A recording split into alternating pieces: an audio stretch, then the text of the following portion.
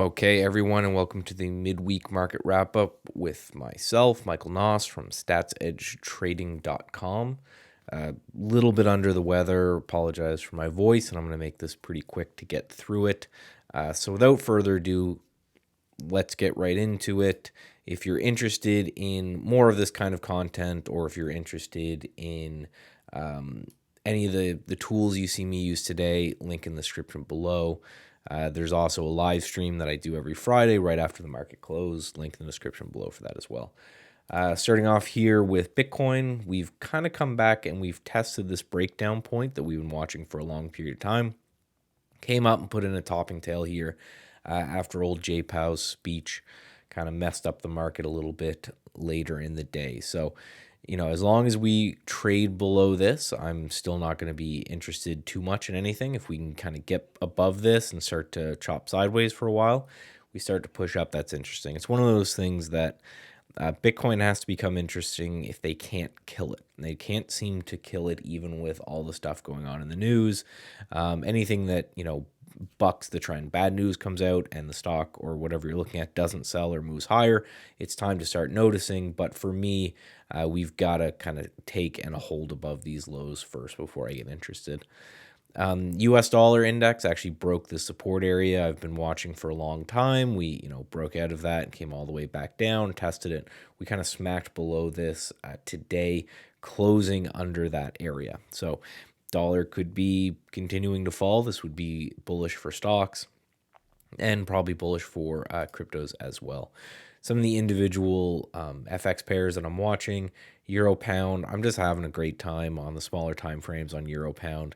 Buying the kind of low of this range and then selling the high of this range, trying to hold the bit to see if it breaks out, but kind of scalping around a core position. If we can hold this and kind of push higher, that'll be fantastic. If this fails and we break down under this range, you have to trust me on this one. It goes way, way back on the chart.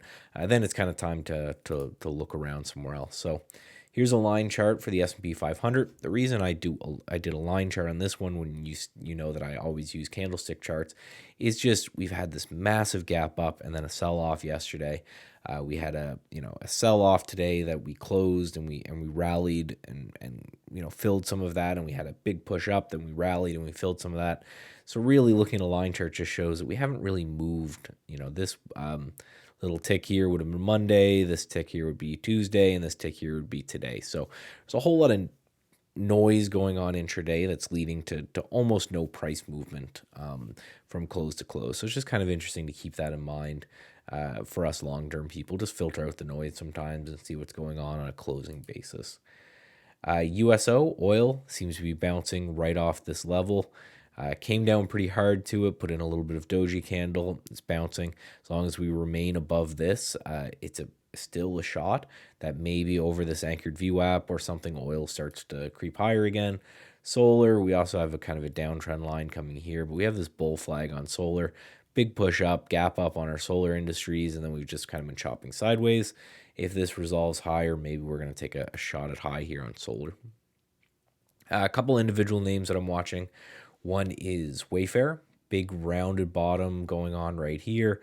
3 times we've tested this 42-ish area high. Above this, maybe we could get going. So I've got, 43 is what I'm interested in. These are all the charts that I share with Stats Edge Pro every night. Again, link in the description below. 30% short float on this one has kind of caught my eye. So if the thing starts to break and go, maybe we get a little bit of a short covering rally there. Caterpillar, nice kind of high tight wedge. Big strong push up on this one and consolidating high sideways. Maybe we get another push there. Dice, don't know too much about this one, but gap up, some sort of news happened here. It's a therapeutic company, so some sort of news happened on that. Came down and now it's just holding this $30 area. So if we can get a move off $30, that's fantastic.